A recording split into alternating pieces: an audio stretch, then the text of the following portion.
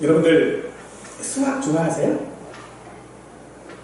더하기, 빼기, 나누기, 곱하기 하는 그런 사칙명산 말고 방정식이라든지 미분이라든지 이런 것들. 사실 학생들에게도 이 수학에 대해 물어보면, 수학 좋아하느냐고 물어보면 모든 대답들이 거의 일치를 해요. 왜 수학을 공부하는지 모르겠다. 더하기, 빼기, 곱하기, 나누기만 알면 세상을 살아가기에 아무 부족함이 없어요. 미분 몰라도 되고요. 방정식 몰라도 살아가는데 아무 지장이 없거든요. 그런데 왜 수학을 공부하느냐라고 수학자들에게 물어보면 그 수학자들의 한결같은 대답은 그거였어요. 수학은 답을 찾는 게 목적이 아니라는 거예요. 이 문제의 답이 뭐냐라는 걸 찾는 게 수학이 아니라 그 답을 찾아가는 과정이 수학이다라고 말하는 거죠. 오늘 우리에게 있어서 율법도 마찬가지입니다. 우리가 이 율법에 대하여져서 이것은 하고 저것은 하지 말라라고 하는 그 규정들에서 우리가 벗어나면 하나님께서 우리를 벌하시는가, 아니면 우리가 그것들을 잘 지킴으로 말미암아 하나님께서 우리에게 어떤 보상들을 해주시는가, 이것이 우리가 율법을 지켜야 하는 이유가 아니라는 겁니다. 그럼 왜 하나님께서는 우리에게 이 율법을 주셨을까요? 사실 이 율법이라고 하는 것이, 계명이라고 하는 것이 우리가 다 지키는 것이 거의 불가능해요. 우리는 이 율법을 지키는 데 있어서 내가 믿는 사람이라는 것 때문에 굉장한 부담감을 또한 가지고 있어요. 그런데 왜 이것을 우리에게 주셔서 우리에게 지키라고 하시는지 오늘 함께 생각해 볼 수 있기를 원합니다. 이스라엘 백성들은 시내산에 도착한 후에 하나님께서 백성들을 불러 모으셨습니다. 그리고서는 직접 백성들의 귀에 신적 음성을 통해서 들려주신 계명이 바로 우리가 알고 있는 십계명입니다. 이 십계명은 모세가 율법판에 적어가지고 모세가 전달해 준 게 아니라 하나님께서 직접 그의 음성으로 백성들이 알아듣도록 말씀하셨다는 겁니다. 또한 돌판에 새기실 때도 하나님께서 직접 새겨주셨어요.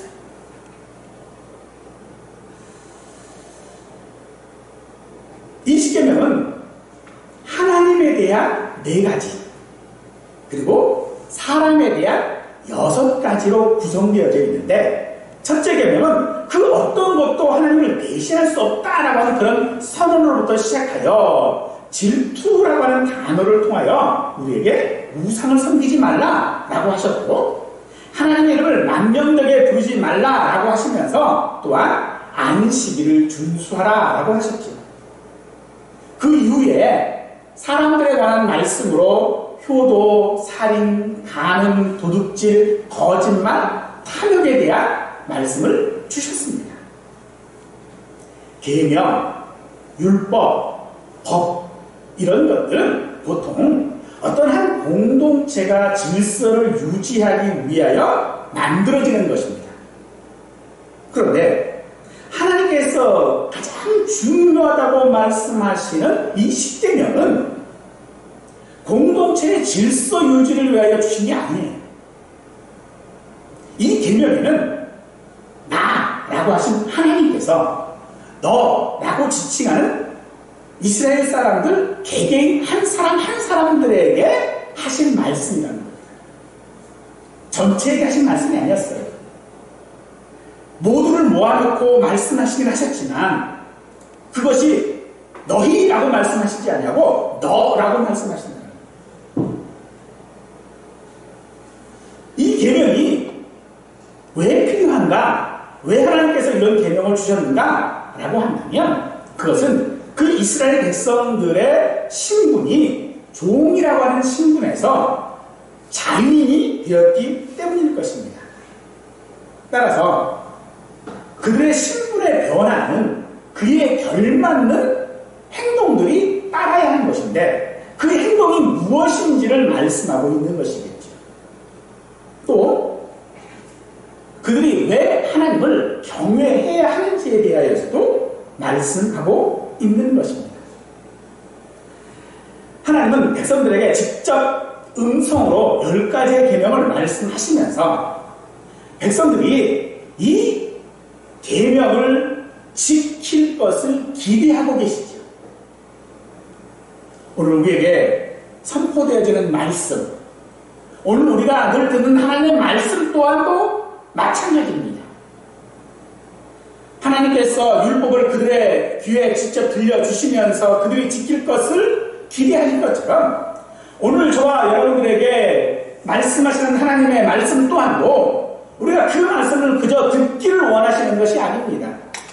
그 말씀을 어떤 명언이나 혹은 나의 어떤 지친 마음들을 위로하시기 위하여 주시는 말씀으로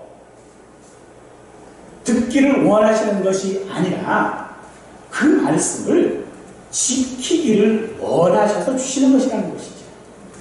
오늘 저와 여러분들이 우리에게 주시는 하나님의 말씀이 오늘 하나님께서 저와 여러분들에게 깨닫게 하시는 하나님의 말씀은 나를 위로하고자 하시는 말씀이 아니라 내가 그 말씀을 지키기를 원하십니다. 그럼에도 불구하고 하나님께서는 직접적으로 이런 계명을 주신 이유가 두 가지가 있습니다. 그 하나는요, 그들의 신분이 바뀌었기 때문인 것이죠. 그들이 그 신분이 바뀌었는데 어떻게 바뀌었어요? 종에서 자유인이 되었어요. 이스라엘 백성이 누구입니까? 하나님께서는 그들을 구원하셨고 그들과 언약을 맺으셨고 그들을 백성으로 삼아 주었습니다. 이 특권을 위해 이스라엘 백성들이 한 일은 아무것도 없습니다. 하지만 이제 그들이 해야 할 일이 있는 것이죠. 그것은 그 백성이 되기 위한 조건이 아니라 하나님의 백성이 하나님의 자녀가 됨으로써 감당해야 할 의무인 것이죠. 그러나 이 의무는 어쩔 수 없는 족쇄와 같은 의무가 아니라 사랑과 감사하는 마음을 통하여 준수해야 하는 순종이다라고 말하고 있는 것이죠. 백성들은 애굽의 종이었습니다. 잘 아시는 것처럼 종은 그 어떤 것도 자기 마음대로 하지 못합니다. 심지어 이 종은요, 사람으로도 인정받지 못했습니다. 역사적으로 사람들이 끔찍한 만행들을 저지르면 우리는 어떻게 사람에게 저럴 수 있을까라고 말하죠. 그런데 그런 일이 가능한 것은요, 그들이 종을 사람으로 보지 않기 때문이에요. 사람으로 보지 않기 때문에 만행을 얼마든지 할 수 있는 거예요.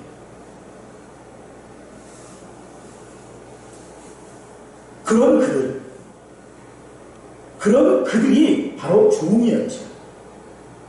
이스라엘은 바로 그런 종이었습니다. 그런데 그런 이스라엘을 이전에 종되었던 집에서 인도하여 낸 분이 누구라고요? 하나님이십니다. 그 하나님께서 단순하게 구출해냈다라고 하는 것이 아니라 그들에게 종이 아닌 새로운 신분을 주셨다는 하는 것을 말씀하고 있는 것입니다. 하나님께서는 바로 이 사실을 지금 율법을 주기 이전에 분명히 하고 계시지. 하나님의 이스라엘 백성들에게 그런 분입니다. 사람들은 하나님에 대하여 창조주 혹은 심판주라고 할 수 있을 것입니다. 사람들은 하나님에 대하여 자기 마음대로 자기 느낌대로 말할 수 있습니다.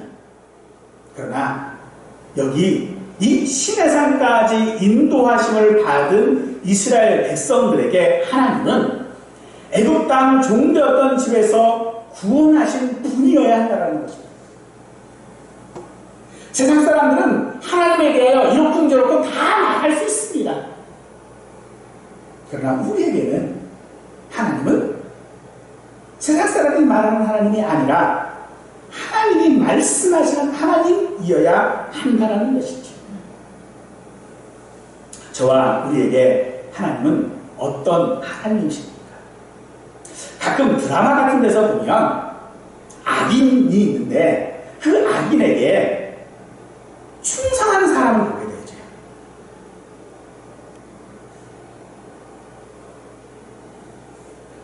분명 이유가 있겠지요.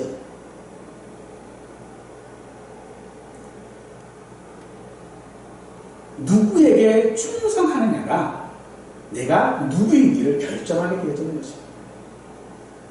하나님께서는 이 사실을 분명히 하시면서 자신을 소개하는 이유, 자신을 너희를 종되었던 그 집에서 인도하여 낸 하나님이다라고 말씀하십니다. 우리의 모든 근거가 우리에게 있지 않고 하나님께 있어야 한다는 것입니다.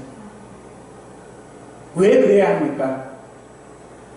왜 이스라엘 백성들에게 하나님은 창조주여, 섭리자여, 어떤 신의 신이여 이런 것이 아니라 애굽에서 종되었던 집에서 인도하여 낸 하나님이어야 하는가? 간단합니다. 그렇지 않으면 그건 잘못된 것이라고 말씀하고 있는 것입니다. 따라서 그 하나님이 어떤 분인지를 내가 알게 되어진다면 내 신분이 어떻게 변화되었는지를 우리는 알게 되어지는 것이고 그 신분의 변화는 필히 행동의 변화를 가져오게 되어지는 것이죠. 변화가 없다라고 하는 것은요, 신분이 변하지 않았다는 겁니다. 우리는 새로운 존재들입니다. 고린도서 5장 17절 말씀처럼 이전 것은 지나갔으니 보라 새 것이 되었도다 라고 하신 말씀이 오늘 저와 우리들의 신분을 말씀해주고 있는 것이죠. 오늘 우리는 새로운 피조물입니다. 하나님께서 그렇게 하셨다라는 것입니다. 그럼에도 그렇게 우리의 신분이 변화되고 분명히 어떤 행동들의 변화들이 우리에게 분명히 있어야 하겠지만 우리가 이 계명을 잘 지킬 수 있는가? 우리의 대답은 아니다 라고 할 수밖에 없죠. 우리에게 하나님의 계명을 지키고자 하는 마음이 없는 게 아닙니다. 우리에게 하나님의 그 계명을 무시하는 마음이 있어서도 아닙니다. 그런 의지가 없는 것도 아닙니다. 그런데도 우리는 이 계명을 지킬 수 없는 것은 바로 우리의 무지 때문입니다. 어떤 무지입니까? 우리가 모르는 이 무지는 하나님을 대신할 분이 없다라고 하는 것을 모른다는 거예요.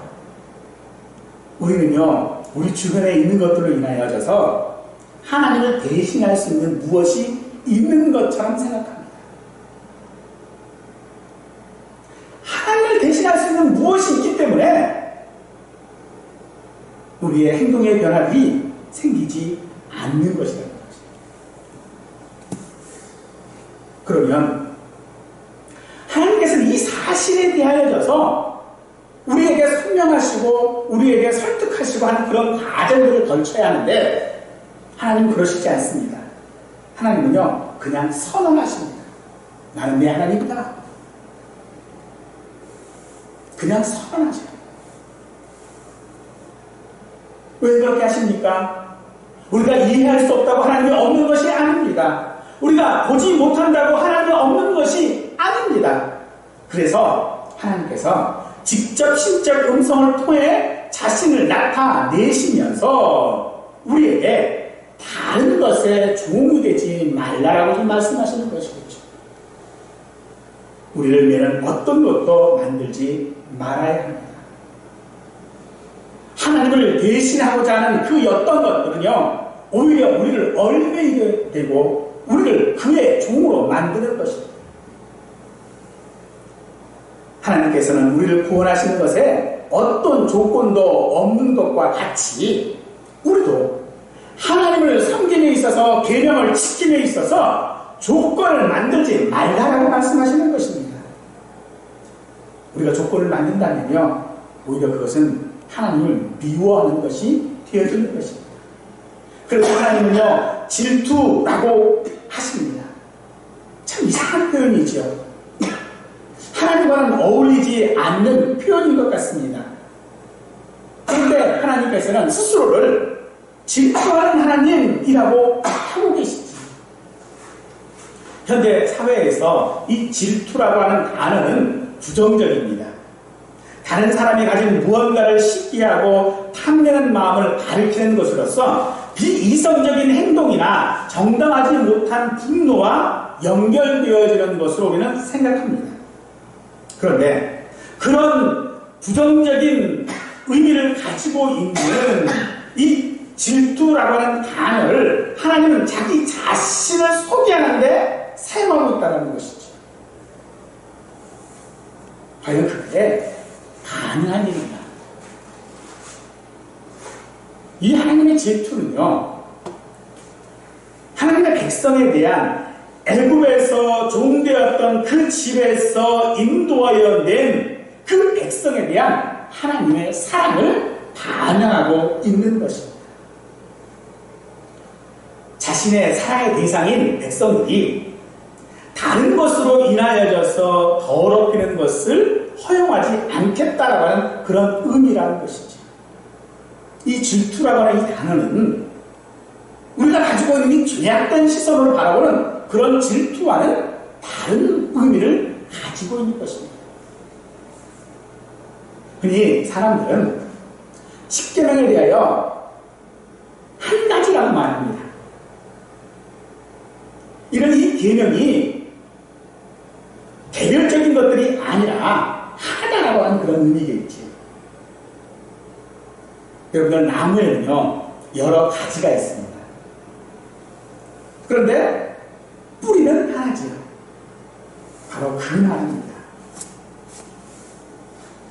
우리의 모든 뿌리는 바로 하나님의 사랑이어야 한다는 거죠. 예수님께서는 그래서 이런 계명을 지켜야 될 우리의 처신에 대하여 말씀하실 때에 마태복음 22장 37절에서 내 마음을 다하고 목숨을 다하고 뜻을 다하여 주 너의 하나님을 사랑하라 라고 하신 것입니다. 즉, 계명을 지킨다라고 하는 것은 그 계명의 조목조목들을 지키는 것을 말하는 것이 아니라 하나님을 사랑하는 것이어야 한다는 것입니다. 하나님을 사랑하지 아니하면 하나님께서는 그것에 대하여 질투하시는 것입니다. 효도하지 않았기 때문에, 간음했기 때문에, 혹은 도둑질했기 때문에 우리는 미워하시는 것이 아니라 하나님은 그런 우리가 하나님을 사랑하지 않은 결과로 나온 것이다라고 말씀하고 있는 것입니다. 우리로서는 지킬 수 없는 계명을 하나님께서는 신적 음성을 통해 직접 말씀하셨습니다. 그에 대한 우리의 반응은 무엇입니까? 이스라엘 백성들의 반응은 무엇이었습니까? 한마디로, 아이고 이제 우리는 죽었다 였습니다. 하나님께서 직접 음성으로 말씀하셨어요. 너희는 이렇게 되고 이렇게 하고 이렇게 해라 라고 했더니 이스라엘 백성들은 네, 그렇게 하겠습니다 라고 하는 것이 아니라, 아이고 이제 우리는 죽었네. 무슨 의미일까요? 저걸 어떻게 다 지켜? 저걸 어떻게 다 지키지? 라고 하는 겁니다. 하지만 하나님께서는 그것을 한 가지로 말씀하고 있는 거예요. 너희는 그것을 지킬 수 있다고 말씀하시는 거예요. 왜요? 하나님을 사랑하는 이유입니다. 직접적으로 말씀하신 것에 대하여서 우리는 그것을 하나님의 임재라고 말하죠. 임재란 함께라고 하는 뜻이고 그것은 임마누엘이라고 하는 그런 뜻입니다. 하나님의 임재는 사실 우리가 감당할 수 없는 방식으로 우리에게 임합니다. 이스라엘 백성들에게 우레와 번개와 나팔소리와 연기로 임재하신 것처럼 오늘 우리도요 어쩌면은 하나님의 임재를 감당하기가 어려울지도 모릅니다. 그럼에도 우리 마음에 그 뿌리 가운데 있는 것, 하나님을 사랑하는 마음이 있다면 하나님은 그것을 임재로 받으실 뿐만 아니라 계명을 지키는 것이다라고 지금 말씀하고 있는 것입니다. 이스라엘 백성들은 그 하나님에 대하여 두려움을 가졌습니다. 그래서 이 두려움은 두 가지 의미가 있는데 하나는 공포이고 또 하나는 경외입니다. 두려움에 대한 두 가지 반응이라는 거죠. 그런데 우리에게 요구되어지는 반응은 무엇입니까? 두려움이 아니라 공포가 아니라 경외입니다.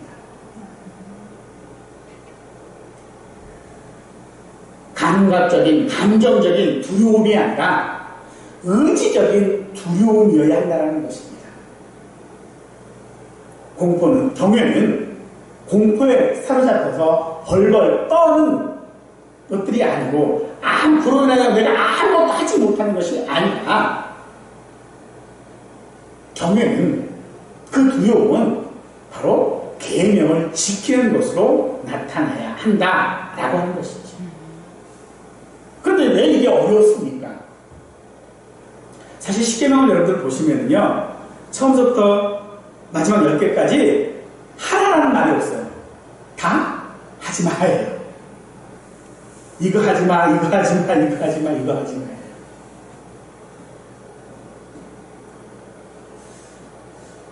하라는 게 쉬울까요? 하지 말라는 게 쉬울까요? 하지 말라는 게 더 쉬워요. 왜 그러죠?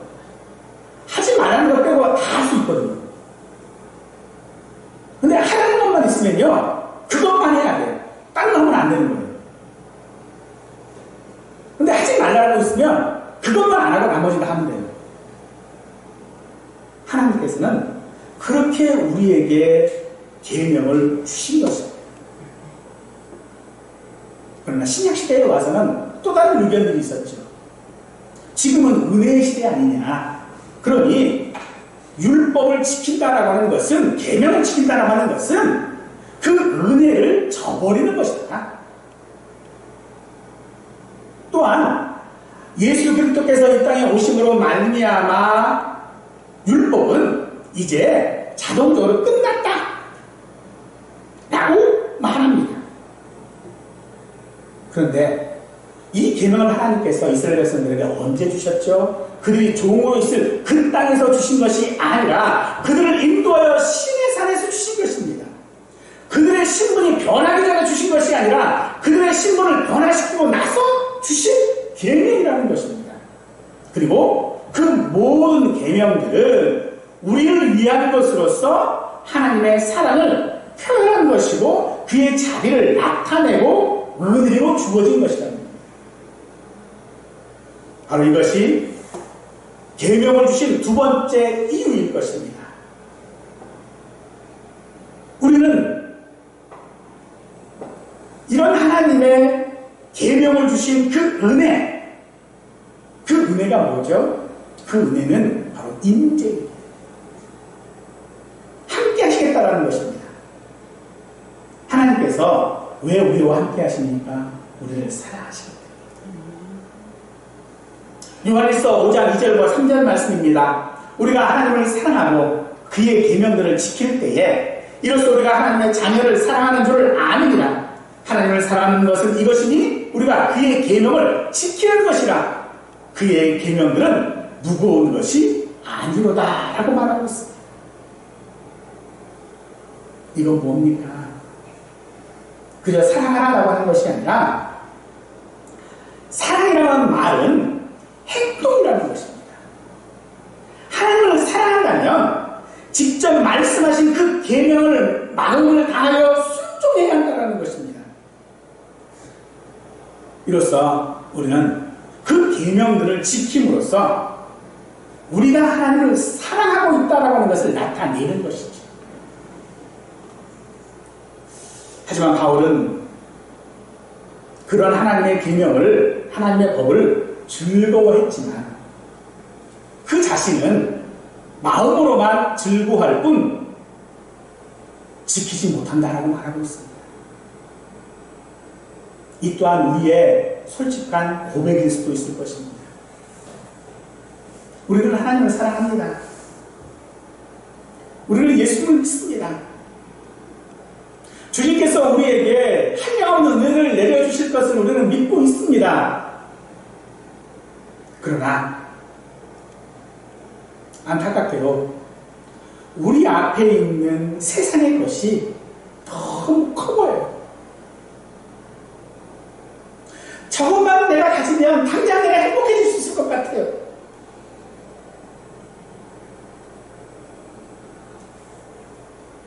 세상에 또 바로 내 손앞에 잡을 수 있는 그것만 있으면 될 것 같거든요.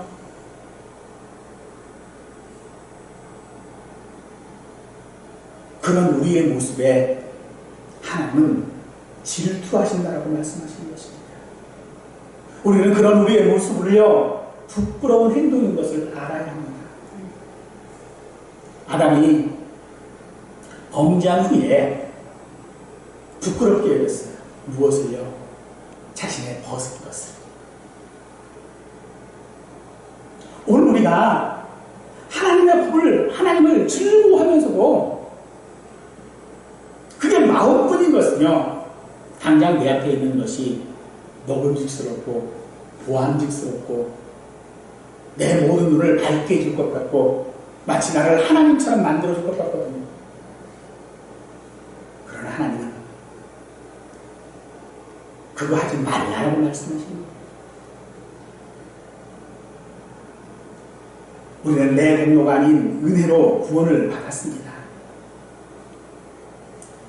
나의 구원을 위해 나는 아무것도 하지 않았습니다. 심지어 내가 원한 것도 아닙니다. 그런데 그 사실이 율법을 내가 준수하지 않아도 된다라고 하는 것을 말하는 것이 아닙니다. 오히려 그렇기 때문에 아무것도 하지 않은 나이기에 우리는 율법을 준수해야 합니다. 하나님은 우리가 하나님과 함께 있을 때에 하지 말아야 할 것들을 우리에게 말씀하신 것이 계명입니다. 이는 하나님만 의지하고 하나님만 바라보는 것입니다. 그런데 왜 하나님은 우리에게 그저 더 쉽게 너는 나만 바라봐, 나만 의지해 라고 말씀하시지 아니하시고 왜 자꾸 하지 말라고만 하시는 것일까요? 바로 그것이 우리의 본성이기 때문입니다. 우리의 본래 모습이라는 것입니다. 우리의 본래 모습이 뭐였습니까? 종의 모습 아니었습니까? 그래서 그런 종의 모습을 통하여져서 종의 본성을 드러내는 것은 하나님을 기쁘시게 하지 못한다라는 겁니다. 그래서 하나님이 질투하시는 것은요, 바로 그런 우리의 본성에 질투하시는 것입니다. 이 땅에는 우리의 본성들이 너무나도 많습니다. 그 본성이 살아나면 어떻게 될까요? 마태복음 24장 12절 말씀입니다. 불법이 성함으로 많은 사람의 사랑이 식어지리라. 이 땅을 살아가면서 우리는 어디서나 불법을 봅니다. 불법이 가득한 세상 가운데 우리는 살아가고 있습니다. 그런데 그 불법이 무엇입니까? 법을 어기는 것을 말씀하시는 것이 아니라 하나님 앞에 불법은 나 자신을 즐겁게 하는 일에 힘쓰는 것을 말하고 있는 것입니다. 그러므로 하나님을 즐겁게 하기 위해 우리는 노력해야 되는데, 하나님을 즐겁게 하는 것이 무엇입니까? 하나님을 사랑하는 것이죠. 그런데 그 하나님을 사랑하는 것에 내 생각대로 하지 말라는 겁니다. 왜요? 내 생각은 본성이니까. 내가 생각하는 그런 즐거움으로 하나님을 즐거워하지 말라는 것입니다. 내가 생각하는 사랑으로 하나님을 사랑하지 말라는 것입니다. 그러면 우리는 어떻게 하나님을 사랑해야 됩니까? 하나님이 말씀하시는 사랑, 하나님이 말씀하시는 즐거움, 그런 것들입니다. 내 마음대로 변형하고 하는 것들을 하지 말라라고 말씀하시는 것이죠. 그러시면서 이 십계명을 주시면서 그 뒤편에 붙은 말씀이 무엇이냐면요, 너희는 제단을 쌓아라 라고 말씀하시는데, 제단을 쌓되 자연석으로만 쌓아. 돌을 정을 가지고 다듬거나 해서 쌓지 말고, 계단을 만들지 말고, 그냥 있는 그대로 쌓아서 제단을 만들어라고 말씀하시죠. 왜 그렇게 하셨을까요? 이것은 하나님께서 말씀하신 것에 대하여서 우리 임의대로, 우리 편리대로 그 형태를 바꾸지 말라는 것입니다.